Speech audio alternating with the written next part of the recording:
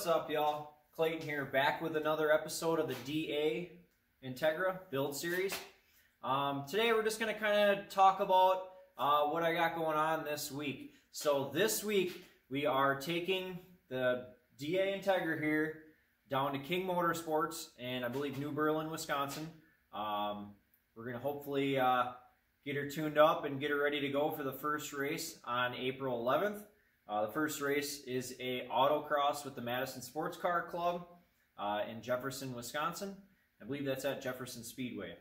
So definitely need to get this bad boy tuned here. It's running super rich. I mean, literally there's almost fuel coming out of the exhaust because of the base map tune that's in it. So got to get it tuned, get her running a little bit better. It has some weird decel things it does when you either slam on the brakes and go to get back on the gas. It like really loads up. If you downshift really hard and stab the throttle right away, it also does the same thing.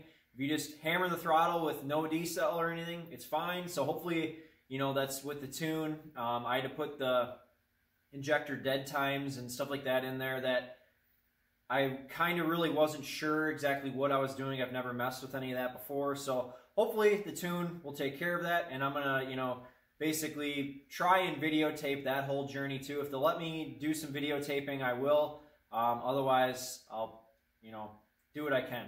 But yeah, so we're going to go over a couple things with the car here. I'm just going to kind of show you what I worked on this winter as far as like maybe the engine and engine management as well. And we'll go over the rest of the car in other videos, but this one's going to be primarily, you know, the engine focus. So without further ado, check her out. All right, so here she is.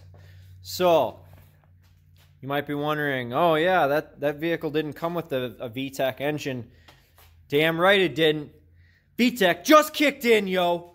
No, not really. So yeah, this car here, this 1990 Integra, came with a B18 A1, which basically was a non-VTEC 1.8 liter.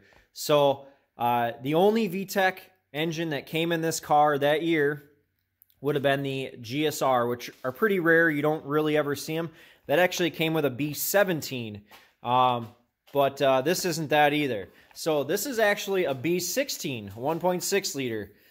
So yeah, definitely went down, you know, a little bit here on the liter amount of, you know, how big the engine is, but hopefully it makes up for it with the VTEC. The B16 is a very, you know, high horsepower, high, you know, upper RPM motor. I mean, it might struggle a little bit, honestly, in the autocross as far as like getting out of the corner. So I'm definitely gonna have to make sure I have this baby, you know, revved up and got the R's going and stuff like that. But I think it'll be fine.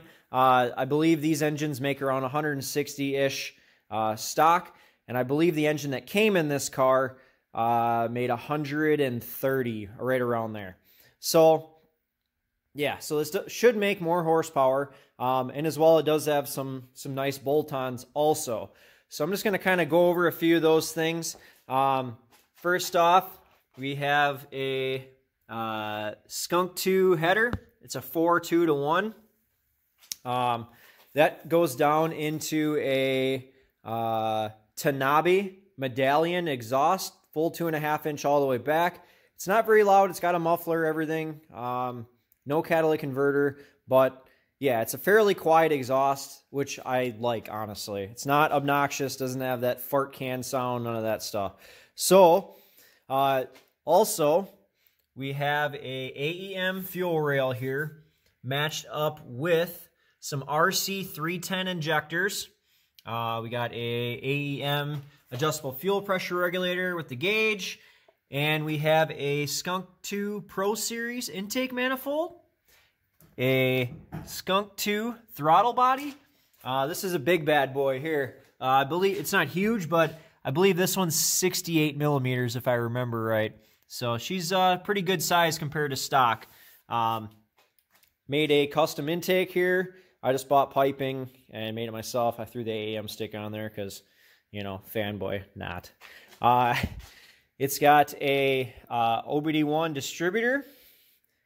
It's got some aftermarket large VMS wires, brand new NGK plugs. So the other thing is about this car that kind of with this OBD1 distributor. So like I said, this is a 1990. Well, in 1990, it was OBD0. It wasn't even OBD1. So my buddy Donnie had this car, and what he did, he had a 92 Integra.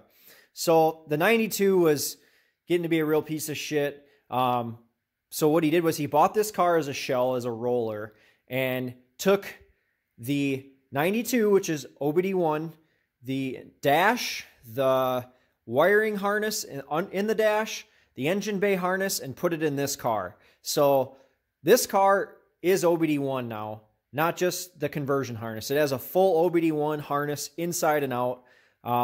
So yeah, which is cool because it's nice having OBD1 stuff and not just having the shitty jumper harness. So it is a full OBD1 setup now, where unlike before it wasn't. So a couple other things here. We have some AEM. Actually, yeah, I think they're either AEM or Skunk 2 cam gears. I'm pretty sure they're AEM. I can't remember, honestly. It's sad that I don't remember. But yeah, so we got that. As far as engine stuff-wise, that's pretty much it. It does have Skunk 2, what do they call them? The, shoot. I can't think of the word. But, the lost timing or something like that. It's basically a spring set, I believe, for vtec, so that way you don't get valve float. It's got that as well. But other than that, the engine itself is pretty much stock other than bolt-ons. Hopefully, it stands up with the dyno tuning process. It does have a Moroso oil pan as well, but that doesn't do anything other than it's got baffling, that sort of thing. But pretty much the engine is stock. We got the Hasport mounts here. These are the second from stiffest. So they're not the basically almost solid mounts, but they're one step before that. I didn't want it to literally rattle to death or start, breaking the welds for these mounts. So, yeah, so it's one step before that. Also, fuel management wise, it has an entire -6 AN lines all the way from the front to the back. So it's even got an inline Russell fuel filter there. You can see here it's got, the AN line, -6 AN line there for the fuel inlet and return as well. So if we go, I'm gonna go this way around here, go inside the car, we have the lines coming there in, and actually I cut a hole in here so I could access the lines to the fuel tank, but they go all the way to the tank, and inside the tank it is a AEM, I believe it's a 310 or 340, something like that, liter per hour pump, some 300 something liter per hour pump, so it's definitely not stock. I mean, you literally turn the key forward and you can, that pump just screams. But yeah, so as far as cooling system wise here, we got an aftermarket radiator. It's just a Chinese radiator, nothing fancy, paired up with the Password JDM radiator brackets. It's got a slimline fan on there. But other than that, I mean, there isn't a whole lot engine wise, other than the swap and a few bolt-ons. So my hopes are, if it makes 180 horse, I'll honestly be happy, because I'm sure this engineer has some miles on it. I bought this engine used. It hasn't been tore apart. Well, I shouldn't say that. It has been tore apart. All it had done was head gasket and head studs from the previous owner. But yeah, this engine is 20 plus years old, 30 years old. So it's definitely, probably never been rebuilt before. So it makes 180 horsepower. I'll be happy. The plan is this next fall or winter to tear it down, either bore it, sleeve it, do something along those lines, and possibly boost it for next season. But haven't quite decided yet. So, but yeah, that's pretty much the engine. I'll show you the exhaust here quick.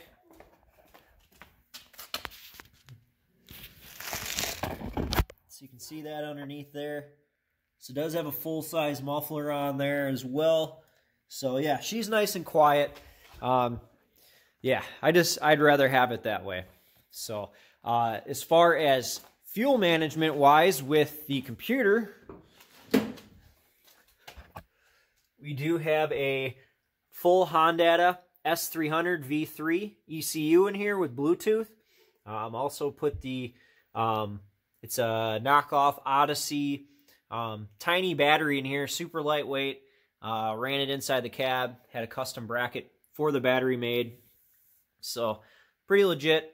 But yeah, so with the Honda S300, that's what King Motorsports wanted to have to tune the vehicle. So yeah, I think that's pretty much it. I'm going to do other videos of a ton of other stuff that I did on this thing, but just kind of wanted to cover the engine and engine management stuff and stuff attached to the engine-wise. So we'll go over other things in a different video, but if you could, maybe comment down below. Let me know what you guys want to see. If you want me to talk about certain things, I'll add that in my next video. But yeah, this is my 1990 Integra.